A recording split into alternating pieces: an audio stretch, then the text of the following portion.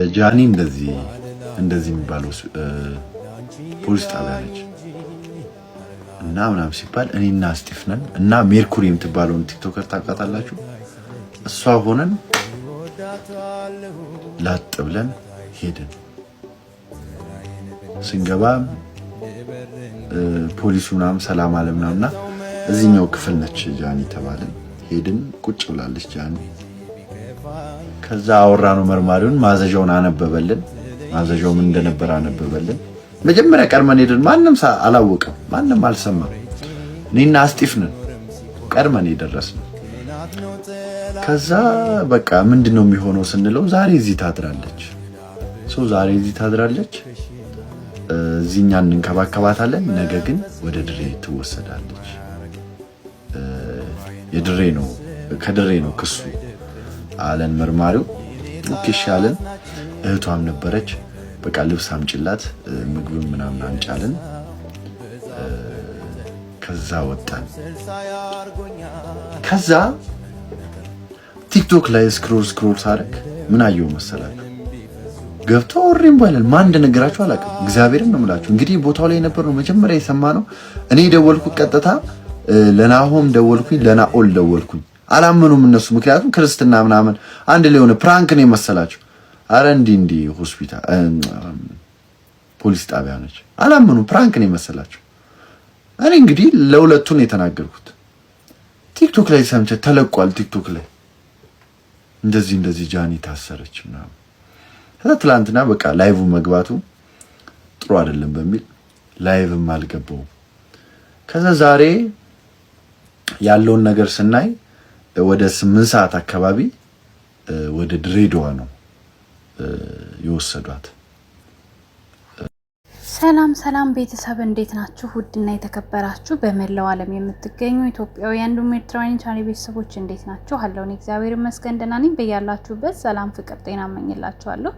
ፈጣሪ አምላክ ሀገራችንን ሰላም እንዲያደርግልን፣ ህዝባችን እንዲጠብቅልን ሁላችንም በየሃይማኖታችን እንጸልይ እያልኩኝ ይሄን ቪዲዮ ጀምሮ እንደተለመደው ላይክ፣ ሼር፣ ሰብስክራይብ በማድረግ ሰብስክራይብ ስታደርጉ ለምታመጫን ቤተሰብ ትሆኑ ዘንድ በአክብሮት እየጋበዝኩ የተሰማችሁን ሀሳብ አስተያየት በማስተዋልና በማገናዘብ እንድትሰጡ ስል በትህትና ጠይቃለሁ። እንግዲህ ጃኒ በትናንትናው ዕለት ወደ ድሬዳዋ እንደሄደችና ወደ ድሬዳዋ እስር ቤት እንደገባችና የከሰሳትም የአካባቢው ማህበረሰብ ሳይሆን ህግ ወይም ደግሞ የድሬዳዋ መስተዳድር እንደሆነ እየተነገረ ነው ያለው በዚህ ሰዓት ማለት ነው።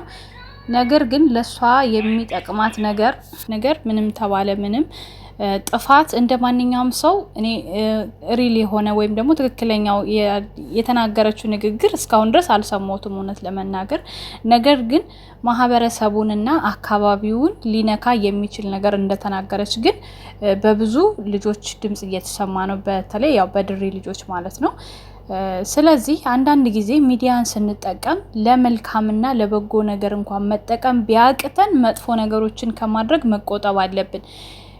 ትንሽ ናት ትልቅ ናት የሚባል ነገር የለም በህግ ደረጃ። በእርግጥ ከሷ የባሰና በጣም አስቸጋሪ የሚባል ወይም ደግሞ ህዝብን የሚያስጨርስ ህዝብን ከህዝብ የሚያባላ ብዙ ወንጀለኛ ሰው አለ በሀገራችን ላይ ቁጭ ብሎ ዘና ብሎ ሴት ልጅ እየደፈረ ወንድ ልጅ እየደፈረ ስንት ስቃይ እየታየበት ያለ አካባቢ አለ። ይሄን ታውቃላችሁ። ነገር ግን ህግ ከጸደቀ አይቀር ደግሞ በእንደሱ አይነት ብቻ ሳይሆን በጣም ብዙ በህግ ሊጠየቁ የሚገቡ ሰዎች አሉ። ስለዚህ ህግ ለአንዱ ይሰራል ለአንዱ አይሰራም የሚባል ነገር ስለሌለ እሷ ብቻ መቀጣጫ ሳይሆን መሆን ያለባት ሌሎቹም እንደሷ እንደዚህ አውቀውም ይሁን ሳያውቁም ይሁን ለሚናገሩት ንግግር ቅጣት ያስፈልጋቸዋል። እንዲሁም ደግሞ አንዳንድ ጊዜ ታውቃላችሁ ታዋቂ ነው ብለው በጣም ብዙዎች ብዙ ስህተት ይሰራሉ፣ ግን ስህተታቸው ዋጋ ያስከፍላቸዋል እንደምታዩት እንደ ጃኒ ማለት ነው። እና እኔ የህግ ባለሙያ የሆናችሁ ወይም ደግሞ ስለ ህግ የምታውቁ በዚህ ዙሪያ በደንብ ብትሰሩበት ደስ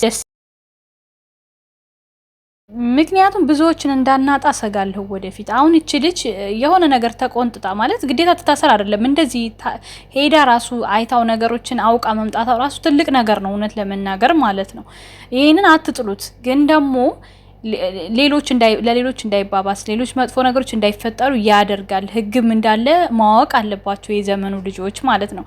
እና ደግሞ ሚዲያችንን ስንጠቀም ለምን መጠቀም አለብን የሚለውን ነገር እንዲያውቁ ይረዳል። እና ግን እኔ በጣም ጥያቄ የሆነብኝ ነገር እንደው የህግ ባለሙያዎች ካላችሁ መቼም በዩቲዩብ ምናልባት ስለዚህ ጉዳይ በደንብ መረጃ ማለት ትክክለኛ ነገር ብትሰጡን ደስ ይለኛል፣ ሌሎችንም ማዳን እንዲቻል ማለት ነው። እና ደግሞ እሷ ይቅርታ ጠይቃለች። የይቅርታ ቪዲዮዋ ግን አይቼዋለሁ ተጭኖ ሌሎች ጋር ማለት ነው። ይቅርታ ከተባለ በኋላ ለምን አይተዋትም የሚል ነገር አለ ብዙዎች ጋር ማለት ነው። ግን ደግሞ የሀገሩ ህዝብ ጮኸ እንጂ እሱ አይደለም ያሳሰራት። መጮህ አይደለም የሰው መጮህ አይደለም። በነገራችን ላይ ልጅቷን ያሳሰራት ያ ጩኸት ወደ ከፍተኛ ወደ ህግ ባለሙያ ተሰምቶ በህግ ተጠያቂነት ውስጥ ትገባለች ተብሎ ነው እቺ ልጅ እንድትጠየቅ የተደረገችው እንጂ አንድ ማህበረሰብ ተነስቶ ዝም ብሎ አንድ ሰው ላይ ስለጮኸ አንድ ሰው ይታሰራል ማለት አይደለም። ይሄን እያልካለሁ ለጃኔ ብቻ ሳይሆን ለሌሎችም ነው። ማህበረሰብን ስንነካ ምን ያክል በህግ ላይ አስተዋጽኦና ተጽዕኖ እንዳለው ማሰብ አለብን።